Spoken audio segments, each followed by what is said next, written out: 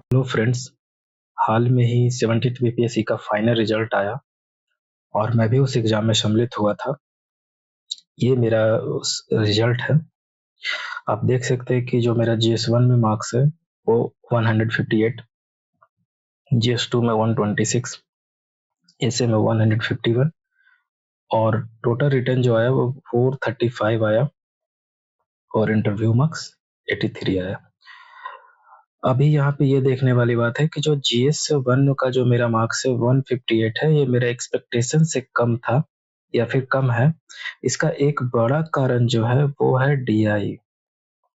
मेरा एक डीआई जो था वो कंप्लीट सही था और दूसरा जो डीआई था वो उसमें 6 पार्ट्स थे, A B C D E F. तो मेरा बस ये 2 ही सही हो पाए थे, बाकी सी डी ई एफ इनका मेरा आंसर्स नहीं आ पाए थे करेक्ट। उसका एक बड़ा कारण ये रहा क्योंकि जो ये काफ़ी टेडियस नेचर के क्वेश्चन थे, सॉल्यूशंस काफ़ी लेंदी हो रहे थे और पेजेस बहुत घट रहे थे। पेजेस मुझे लास्ट में मतलब ये सॉल्व करने के लिए 2 के बाद तो घट ही गए, तो मैं इसे एक ही पेज को डिवाइड करके सॉल्व किया था। उसमें भी जब मैं डाटा जो उठा रहा था, जो कि 2 पाई चार्ट के क्वेश्चन थे जिसमें 2 पाई चार्ट थे। और उसमें ऐसे-ऐसे करके डाटा, और मैं टेबल नहीं बनाया था पहले। एक गलती बड़ी ये हो गई कि टेबल नहीं बनाया था, जिसके कारण डाटा उठाने के लिए मुझे बार-बार पीछे जाना पड़ रहा था। और जब मैं डाटा उठा रहा था अपने पीछे वाले जिसे मैंने ए बी में सॉल्व किया होगा उससे कुछ डाटा उठा रहा, उसमें बहुत बार कन्फ्यूजन होके मैंने गलत डाटा उठा लिया। और चूंकि ये प्रेशर में भी होता है बहुत बार, और क्वेश्चंस भी काफी लेंदी थे। जिन्होंने इसी सेक्शंस का दूसरा क्वेश्चन जो ऑप्शन में था वो उठाया था, लाइन ग्राफ बार ग्राफ वाला, वो क्वेश्चन कंपैरेटिवली इससे इजी था। तो वो इजीली हुआ था, तो उसमें एक तरीके से बैड लक भी रहे कि जो पाई चार्ट का क्वेश्चन चूजा उनको ये थोड़ा टफ पड़ गया। और ये क्वेश्चन उतने आसानी से हो नहीं रहे थे, जिसके कारण मेरा 24 मार्क्स का लॉस तो डीआई के कारण हो गया यहाँ पे। तो जो मैं एक्सपेक्ट कर रहा था 170 प्लस, और ये जब आप देख पाते कि ये अगर जो ये होता तो 180 के आसपास मार्क्स हो जाते, पर समहाउ ये गलत हो गया और मेरा मार्क्स 158 में ही रह गया और वो 180 में नहीं जा पाया। और 180 होता तो ये काफी बेहतर मार्क्स माना जाता, बहुत अच्छा माना जाता है जीएस 1 में 181 180 मार्क्स। पर ठीक है, जीएस 2 में आप जब देखते हैं तो जीएस 2 में क्या है कि ज्यादा स्कोरिंग सब्जेक्ट माना नहीं जाता है हमेशा। ये जीएस 2 आप 110 टू 130-35 इसी रेंज में आप मार्क्स देखिएगा जीएस 2 में। तो इसी रेंज में मेरा भी जीएस 2 ही रहा और लगभग लगभग सेटिस्फैक्शन है मुझे अपने जीएस 2 मार्क्स से। जब एसए की बात करते हैं तो मैंने ये दोनों जीएस तो इंग्लिश में लिखे थे, बट जो एसए लिखा था वो हिंदी में लिखा था। इसका चूज करने का, हिंदी चूज करने का एक बड़ा कारण ये रहा कि जो मैंने प्रीवियस में एसेज लिखे थे इंग्लिश में, उसमें मुझे कंपैरेटिवली हिंदी के मुकाबले कम मार्क्स मिले। जब मैंने कंपेयर किया अदर कॉपीज से, तो मुझे लगा कि हिंदी शायद एक तो नेचुरल फ्लो भी बनता है, हमारा मदर टंग भी है, तो मैंने चूज किया कि हिंदी ऐसे में लिखना बेहतर विकल्प होगा और मैंने वो चूज किया। पर जो प्रैक्टिकल इशू जो आए हिंदी लिखने में वो ये रहा कि मैंने अपने एरर को तो सुधारे, हर्षिकार दीर्घिकार जो एरर्स होते हैं हिंदी लिखने में उन पे तो काफी मेहनत किया और वो ठीक भी हो गया।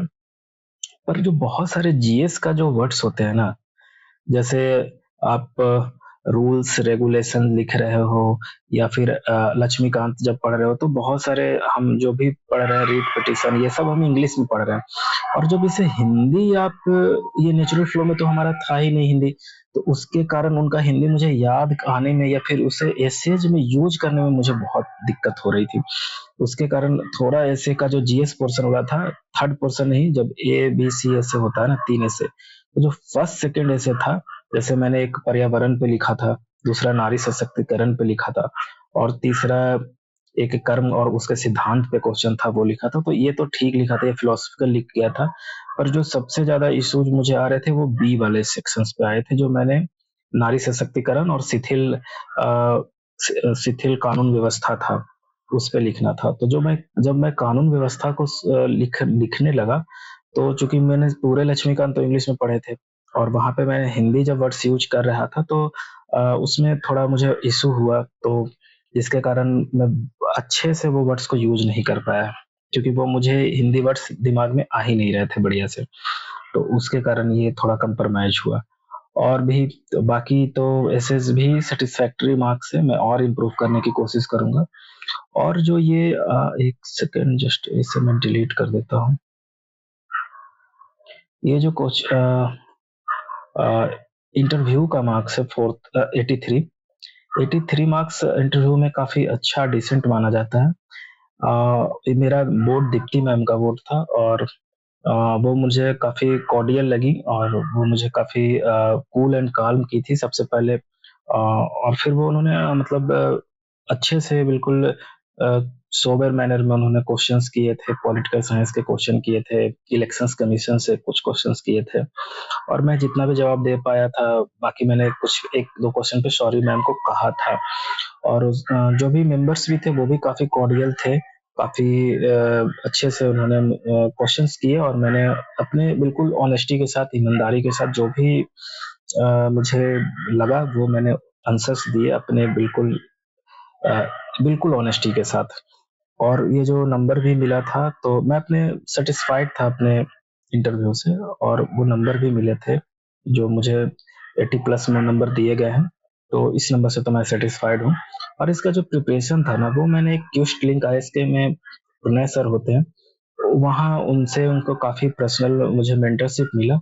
बाकी मैंने अदर कोचिंग इंस्टीट्यूट्स में भी जाकर ये मॉक लगाए थे, तो वहाँ से भी मुझे काफ़ी हेल्प मिला था, मुझे क्या कहना है, क्या नहीं कहना है। और ये चूँकि मेरा सेकंड इंटरव्यू था, तो मुझे थोड़ा एक्सपीरियंस भी मिल चुका था इंटरव्यू देने का, कि किस तरीके से वहाँ एनवायरनमेंट होता है, और चूँकि कोचिंग इंडस्ट्री से थोड़ा-सा अलग एनवायरनमेंट अंदर होता है, तो यह ये इसका मुझे आइडिया पहले लग चुका था। और ये ये मार्कशीट लाने का एक बड़ा पर्पस ये है कि जो अभी आने वाले एग्ज़ाम हैं 71st, 72nd, उनके भी इंटरव्यू होने हुए हैं, और प्री मेंस अभी और भी चल रहे हैं।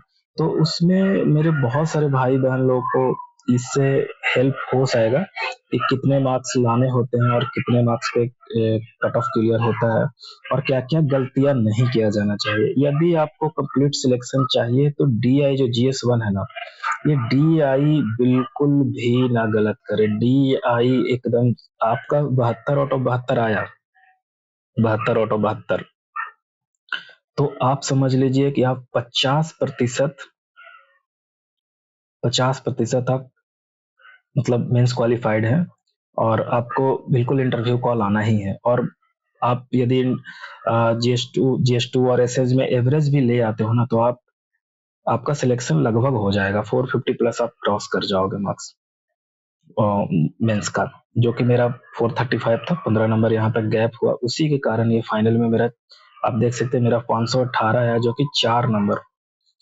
सॉरी 5 नंबर, 5 मार्क्स का गैप रह गया, और मेरा सिलेक्शन रुक गया 5 मार्क्स से। तो मैं आगे भी अपना स्ट्रेटजीज वीडियो इस पे लाऊंगा कि प्रीलिम्स और मेंस में क्या करना चाहिए, और कौन से बुक्स और कौन से मटेरियल्स फॉलो करना चाहिए। मैं आगे भी ऐसे वीडियोज लाके अपने भाई बहन को गाइड करता रहूंगा। तो अभी के लिए आपको धन्यवाद, और इस चैनल को लाइक और सब्सक्राइब जरूर करें। Thank you.